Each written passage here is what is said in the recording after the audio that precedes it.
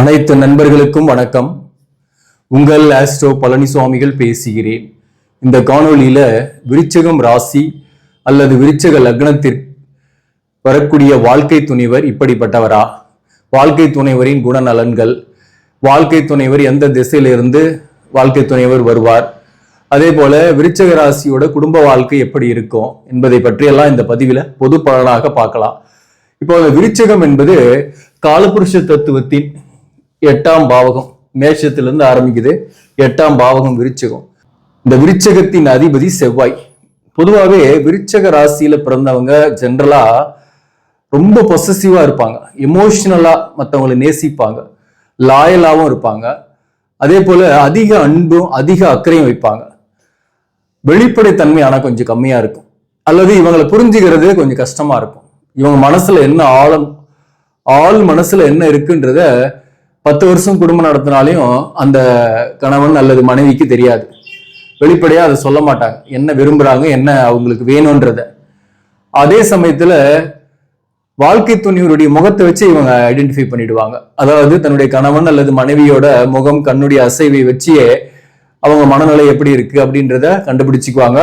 மேலும் இவங்களுக்கு வரக்கூடிய வாழ்க்கை துணிவரை பொறுத்தவரையிலும் அழகானவராக இருப்பாரு, கலைகளை நேசிக்கக்கூடியவராக இருப்பாரு. அதே போல முதுமையான காலத்துல கூட அழகா இருப்பாங்க. வாழ்க்கை துணிவரால் ஆதாயம் இருக்கும். விருச்சிக ராசிக்கு வரக்கூடிய வாழ்க்கை துணிவர் அவருமே நேசிக்கக்கூடியவராக இருப்பாரு, ஒரு பாதுகாப்பான அரணாக இருப்பாரு, அதாவது ஒரு நண்பனை போல இருப்பாரு. விருச்சிக ராசிக்கு வரக்கூடிய வாழ்க்கை துணிவரை பொறுத்தவரையிலும் ஒரு பிரச்சனைன்னு வந்துருச்சுனாக முன்னின்று அதை தீர்க்கக்கூடியவராக இருப்பாரு. அதே சமயத்துல விருச்சிக ராசிக்கு வரக்கூடிய வாழ்க்கை துணிவர் சொத்து, சுகம், வீடு, வாகனம், அந்த மாதிரி பொருளாதார ரீதியாக நிறைய பாடுபடணும், அதற்காக நிறைய டைம் ஸ்பெண்ட் பண்ணக்கூடியவராக இருப்பாரு. நிறைய பொசசிவாலாம் இருக்க மாட்டாங்க, as a husband as a wife அப்படின்ற லெவல்ல தான் இருப்பாங்க. ஆனா விருச்சிக ராசியில இருக்கிறவங்க நிறைய பொசசிவா இருப்பாங்க, வாழ்க்கை துணிவர் நிறைய நேசிப்பாங்க, நிறைய அன்பை எதிர்பார்ப்பாங்க. அந்த அன்பு இல்லை அப்படின்னாக்க ஏமாற்றங்களை சந்திப்பாங்க.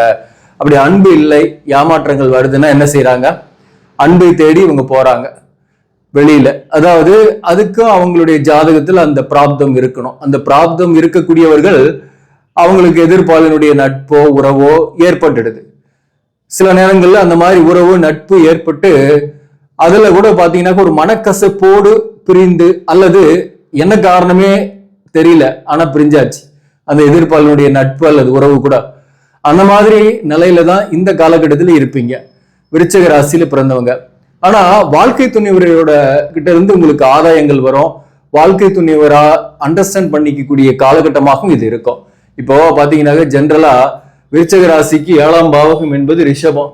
இந்த ரிஷபத்தோட தன்மை தான் உங்களுக்கு வாழ்க்கை துணைவராக வருவாங்க. அவங்களும் கொஞ்சம் பிடிவாதம் பிடிச்சவங்களாதான் இருப்பாங்க. உங்களுக்கு வரக்கூடிய வாழ்க்கை துணைவருக்கும் கொஞ்சம் பிடிவாதம்லாம் நிறையவே இருக்கும். அதே போல உங்களுக்கு பிடிவாதம் இருக்கும், கோபம் இருக்கும். அன்பு இருந்தாலும் கோபமும் இருக்கும் நிறையவே. திடீர்னு தேல் தான் உங்களுக்கு சின்னம், அதனால திடீர்னு அன்பு காட்டுவீங்க, ஒரு கொட்டுன்னு கொட்டிட்டாக்க அதுல கருத்து வேறுபாடு எல்லாம் வந்துடும். சில நேரங்கள்ல அடிக்கடி கொட்டிக்கிட்டே இருக்கிறதுனால வாழ்க்கை துணைவருடன் பிரிந்து இருக்கிறது, கணவன் மனைவிக்குள் கருத்து வேறுபாடோடு இருக்கிறது, ஒரே வீட்டில இருந்தா கூட மகிழ்ச்சியாக இல்லாமல், தாம்பத்திய சுகம் இல்லாமல் இருக்கிறது போன்றவையும் இருக்கும். சோ அந்த குணநலன்களை மட்டும் மாத்திக்கணும்.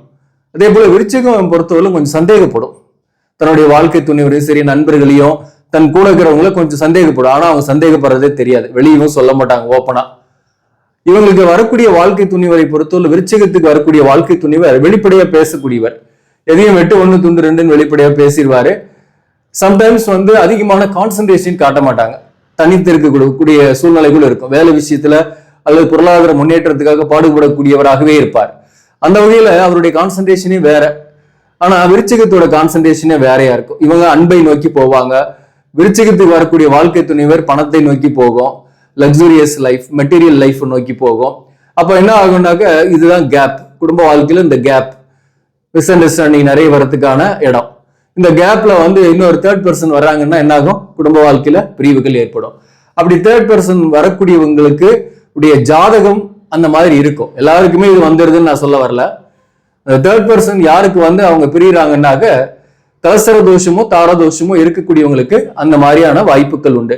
இப்ப நீங்க விருச்சிக லக்னமாகவே இருக்கீங்கன்னு வச்சுங்களேன், இந்த விருச்சக லக்னம்னு வச்சுங்க, இந்த விருச்சக லக்னமாகவே இருக்கீங்க. இந்த லக்னாதிபதி செவ்வாய், 7ஆம் அதிபதி சுக்கிரன். இந்த சுக்கிரனை பொறுத்தவரையிலும் இங்க இருக்குன்னு வச்சுங்களா, இந்த சுக்கிரன் 5ஆம் இடத்துல இருந்து உச்சமாகி இருக்குனாக்க காதல் ஏற்பட்டு கூட கல்யாணம் ஆயிடும், காதல் சக்சஸ் ஆயிடும். அதே போல இதே இடத்துலயும் சுக்கிரன் ஆட்சி பெற்று இருக்குனாக்க காரகோ பாவக நாஸ்தின்னு சொல்லுவாங்க. காதல் ஏற்பட்டு கல்யாணம் ஆயிடும் அல்லது சீக்கிரமா கல்யாணம் ஆயிடும். கல்யாண வாழ்க்கைக்கு பிறகு ஒரு கருத்து வேறுபாடு ஏற்பட்டு ஒரு பிரிவு ஏற்பட்டு வேற ஒரு கல்யாணம் பண்ணக்கூடிய சூழ்நிலை கூட வரும். வாழ்க்கை துணையுடைய ஜாதகத்திலையும் தோஷங்கள் இருக்கும் பட்சத்துல, சப்போஸ் இந்த சுக்கிரன் இங்க இருந்து வக்ரம் ஆயிட்டாரு அல்லது வேற இந்த இடத்துல இருக்கிறார், 10ஆம் பாவகத்துல சுக்கிரன் இருக்குன்னு வச்சுங்களேன், இங்க பகை. அதே போல இந்த இடத்துல சனி இருக்கு அல்லது சூரியன் இருக்கு அல்லது செவ்வாயே இருக்கு அல்லது இந்த இடத்துல ராகு அல்லது கேது இருக்கு அப்படின்னாக்க அதுவும் ஒரு கலஸ்திர தோஷம் தான். அப்படிப்பட்டவர்களுக்கு தான் இந்த மாதிரி குடும்ப வாழ்க்கையில பிரிவு. அந்த பிரிவு என்பது ஒரு கேப், அந்த கேப்ல இன்னொரு பர்சன் வர்றது, அந்த இன்னொரு பர்சனால மனக்கலக்கம் ஏற்படுறது. தசாபுக்தி சரியில்லாத நேரத்துல தான் அதுவும் வரும். நடப்பு தசாபுக்தி சரியில்லாத நேரத்துல அந்த மாதிரி ஒரு பிரிவு வரும். பிரிஞ்ச பின்னாடி திரும்ப கூட சேர்ந்துருவாங்க. அதாவது இவங்க சப்போஸ் வேற ஒரு உறவு வேற ஒரு ரிலேஷன்ஷிப் விருச்சிக ராசிக்கு ஏற்படுதுன்னா கூட அந்த உறவு ரிலேஷன்ஷிப்பு எதனால இவங்க அந்த மாதிரி போறாங்கன்னாக்க இவங்களுக்கே ஒரு சந்தேகம் இருக்கும், தன்னுடைய வாழ்க்கை துணிவருக்கும் அந்த மாதிரியான உறவு ஏற்பட்டிருக்குமோன்ற ஒரு சந்தேகத்திலேயே ஒரு மிஸ் அண்டர்ஸ்டாண்டிங்லயே இவங்களுக்கு வரக்கூடிய அந்த உறவை அக்செப்ட் பண்ற சூழ்நிலையில் இருப்பாங்க. கடைசியில் அந்த அக்செப்ட் பண்ணிட்டு என்ன ஆகுனாக்க கடைசியில் அந்த வந்த புதிய உறவாலையும் பாதிக்கப்படுவாங்க அல்லது அந்த புதிய உறவும் விலகி போயிடும். அந்த கண்டிஷன்ல தன்னுடைய வாழ்க்கை துணிவர் உண்மையானவர் தான்ன்ற அந்த உண்மையும் அந்த தசாபுக்தி காலம் நல்ல தசாபுக்தி வரும்போது தெரிய வரும். சப்போஸ் தோஷங்கள்லாம் இல்லைன்னா சொல்றேன், தெரிய வரும். அப்ப மீண்டும் ஒன்னா சேர்ந்து வாழ்வாங்க. சரி, தோஷம்லாம் இருக்கு, 2 பேருக்குமே இருக்குன்னா என்ன ஆகும்?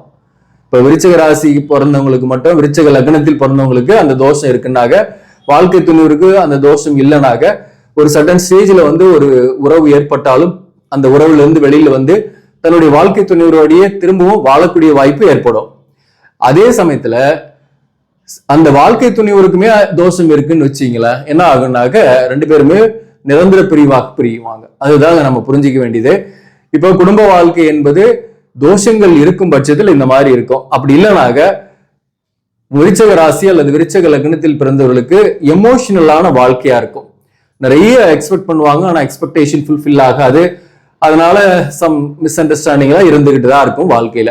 சரி, இப்போ இவங்களுக்கு வரக்கூடிய வாழ்க்கை துணிவர் எந்த திசையில இருந்து வருவார்?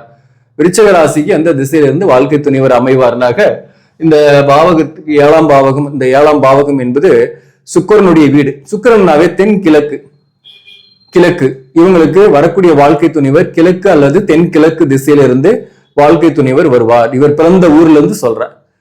அதாவது இவங்க பொதுவாகவே வாழ்ற வீடு கூட பாத்தீங்கன்னா கிழக்கு நோக்கி இருக்கிற வீடு, ஒரு நீர்நிலை, ஒரு கிணறு இருக்கும் பக்கத்துல, ஒரு கிணறோ அல்லது பக்கத்துல ஒரு தண்ணி தேங்குற ஒரு தண்ணி தொட்டியோ, அதாவது சின்டெக் டேங்க் மாதிரியோ, அல்லது ஏதோ ஒரு வகையில ஒரு நீர் சோர்சஸ் பக்கத்திலேயே ஒரு ஏரி அல்லது கொஞ்சம் தூரத்துல ஒரு குளம், இந்த மாதிரி ஒரு நீர் சோர்சஸ் இருக்கக்கூடிய ஏரியாவில் இவங்க வீடு இருக்கும். விருச்சிக ராசி அல்லது விருச்சிக லக்னத்தில் பிறந்தவங்களுடைய வீடு.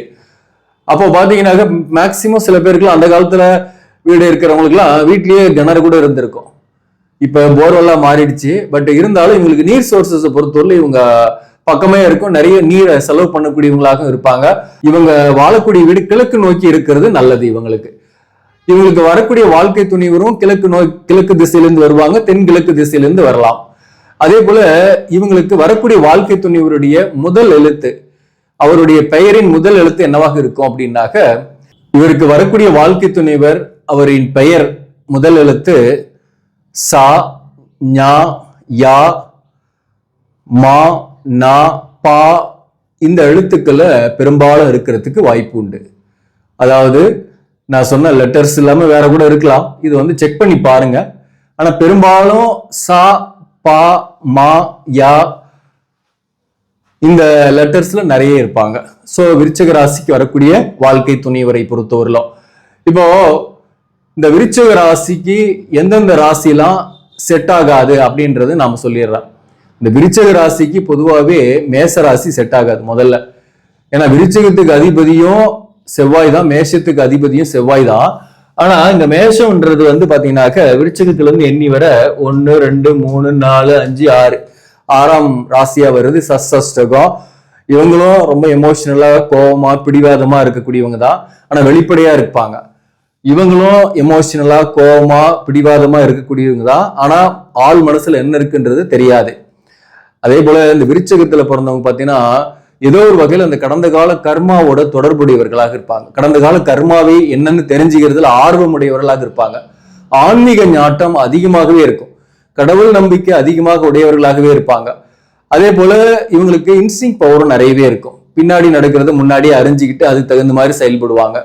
எந்த ஒரு பகையுமே கூட நிரந்தரமா மனசுல வச்சுக்க மாட்டாங்க. சம்டைம்ஸ் வந்து மறந்துட்டு ஒரு சண்டை போடுறாங்கன்னா அப்புறம் ஒரு மாசம் கழிச்சு அவங்களுடைய கூட நல்லா க்ளோஸா பேசிக்கிட்டு இருக்கக்கூடியவங்களாகவும் இருப்பாங்க. ஆனா இவங்களுடைய மைனஸ் பாயிண்ட் பிடிவாதமும் கோபம் தான். இந்த கோபம் பிடிவாதத்தை தவிர்த்துட்டாக இவங்க ரொம்ப நல்லவங்க, மற்றவங்களுக்கு உதவக்கூடியவங்க. தங்கிட்ட இல்லைன்னா கூட தனக்கு இல்லைன்னா கூட அதை மற்றவங்க கேட்கறாங்கன்னா கொடுத்துருவாங்க. அப்படிப்பட்டவங்க தான் விருச்சகம் லக்னம் அல்லது விருச்சக ராசியில இருக்கிறவங்க. அதே போல இந்த விருச்சக ராசி அல்லது விருச்சக லக்னத்தில் பிறந்தவங்க குழந்தைங்க மேல ரொம்ப பாசம் வைப்பாங்க. குழந்தைங்களுடைய வாழ்க்கையை கண்டித்து வளர்த்து கட்டமைப்பதில் ரொம்ப முக்கியத்துவம் கொடுப்பாங்க. குடும்ப நிர்வாகத்தை பொறுத்தவரையிலும் அதிக இம்பார்ட்டன்ஸ் கொடுத்து இவங்க கிட்டே குடும்ப நிர்வாகத்தை கொடுத்துட்டாக வாழ்க்கை துணைவருக்கு வந்து பிரச்சனை இல்லை. இல்லைன்னா வாழ்க்கை துணைவர் இவருக்கு வரக்கூடிய வாழ்க்கை துணைவருக்கு பிரச்சனை. இந்த விருச்சகத்துக்கு செட் ஆகாத ராசி அப்படின்னாக்க முதல்ல மேஷம் சஷ்டகமா வருது. அடுத்தது வந்து பாத்தீங்கன்னாக்க கன்னி. இந்த கன்னியும் விருச்சகமும் நீர் ராசி நில ராசி ஒரு மேட்சிங் வந்துடும். ஆனா கல்யாணம் ஆன உடனே மேட்சிங் இருக்காது. பாத்தீங்கன்னாக்க அது எப்படியாப்பட்ட ஜாதக பொறுத்து இருந்தா கூட எனக்கு தெரிஞ்சு பாத்தீங்கன்னாக்க முதல்ல ஒரு 7 வருஷம் படாதபாடு பட்டுறாங்க. சண்டை சச்சரிவு போராட்டம் பிரச்சனை. அதுல 2 வருஷத்திலே கூட இந்த வாழ்க்கையை எனக்கு வேணாப்பா ஆளை விட்டா போதுன்னு சொல்லிட்டு பிரிந்து போறவங்க நிறைய பேர். சில பேர் அதையும் கடந்து சமாளிச்சு ஒரு தற்காலிக பிரிவு ஏற்பட்டு அப்படியே ஓட்டி அதுக்கப்புறம் சேர்றவங்களுங்கிறாங்க. ஆனாலும் ஒரு அண்டர்ஸ்டாண்டிங் எப்போ வருதுன்னா ஒரு 7 வருஷம் ஆகணும். அது வரலும் ஒரு குழந்தை பாக்கியம் இதெல்லாம் கிடைச்சி அதுக்காக அப்படியே ஓட்டக்கூடியவங்களாக இருப்பாங்க. அதுல தோஷம் இல்லாத இருந்தாக அந்த 7 வருஷத்துக்கு முன்னாடி ஒரு அண்டர்ஸ்டாண்டிங் வரும். ஆனா தோஷம் இருக்குன்னாக பிரிஞ்சிருவாங்க. அதனால கண்ணியுமே தவிர்க்கிறது தான் நல்லது. அடுத்தது மிதுனம். மிதுனமும் சஷ்டகம் தான். மிதுனமும் சஷ்டகம். மிதுனத்திலிருந்து 6வது வீடு விருச்சகம். விருச்சகத்துக்கு செவ்வாய், புதன் வந்து மிதுனத்துக்கு. அப்ப புதனும் செவ்வாயும் பகை கிரகங்கள். அந்த வகையில மிதுன ராசியும் ஒரு ஆக்சிலேஷன் இருக்கும். மிதுனத்தோட கான்செப்டே நகைச்சுவையா இருக்கணும், ஜாலியா இருக்கணும், நிறைய எக்ஸ்ப்ளோர் பண்ணணும்னு நினைப்பாங்க. பட் விருச்சகம் பொறுத்தவரையிலும் அதெல்லாம் இல்லை. ஒரு கண்டிஷனா இருக்கணும், ஒரு திட்டவட்டமா வாழணும், ஒரு நேர்கோட்டில் பயணிக்கணும் அப்படின்ற ஒரு கண்டிஷன் இருக்கும். அப்போ வந்து 2 பேருக்கு ஈகோ கிளாஷ் நிறையவே வந்துட்டே இருக்கும். அதுவுமே வந்து கருத்து வேறுபாடுகளை நிறையவே உருவாக்கும். ஸோ மிதுனம் வந்து விருச்சகத்தை கல்யாணம் பண்றாங்கன்னா அதே மாதிரிதான். தோஷம் இல்லைனாக 7 வருஷம் வரலும் சண்டை போட்டுட்டே இருந்து அதுக்கப்புறம் ஒரு செட் ஆவாங்க. அதுக்கப்புறம் லைஃப் நல்லா இருக்கும். ஆனா தோஷம் இருந்துச்சுன்னா முதல் 2-3 வருஷத்திலேயே பிரியறதுக்கும் வாய்ப்பு உண்டு.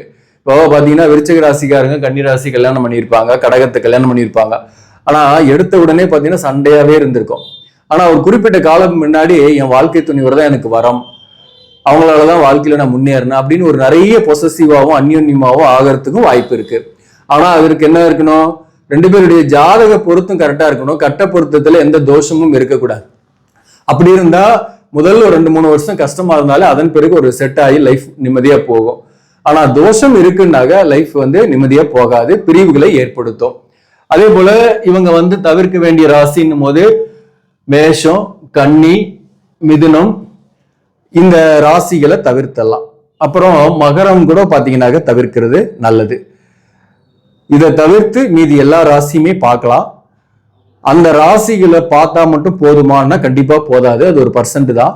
மீதி 99% அவங்க ஜாதகத்தை பார்க்கணும். 2 பேருடைய ஜாதகத்தையும் போட்டு கட்ட பொருத்தம் பார்த்து அதுல ஓகே என்ன கல்யாணம் பண்ணீங்கன்னா நீங்க நிம்மதியா இருப்பீங்க, லைஃப்ல சக்சஸ் உண்டு. சின்ன சின்ன சண்டை சின்ன சின்ன பிரச்சனைன்றது எல்லா குடும்பத்திலையும் இருக்கிறதா அது மாதிரிதான் இருக்கும். ஆனா அது நிரந்தர பிரிவுன்ற லெவலுக்கு போகாது. ஆக நண்பர்களே, இந்த பதிவு உங்களுக்கு பிடிச்சிருந்தாக லைக் பண்ணுங்க, இதை மற்றவர்களுக்கும் ஷேர் பண்ணுங்க. இன்னும் நம்ம சேனலை சப்ஸ்கிரைப் பண்ணாம பாக்குறவங்க சப்ஸ்கிரைப் பண்ணி கண்டினியூ பண்ணுங்க. இதன் மூலம் உங்களுக்கு ஒரு சரியான ஜோதிட தகவல்களும் ஆன்மீக தகவல்களும் கிடைக்கும். நன்றி, வணக்கம்.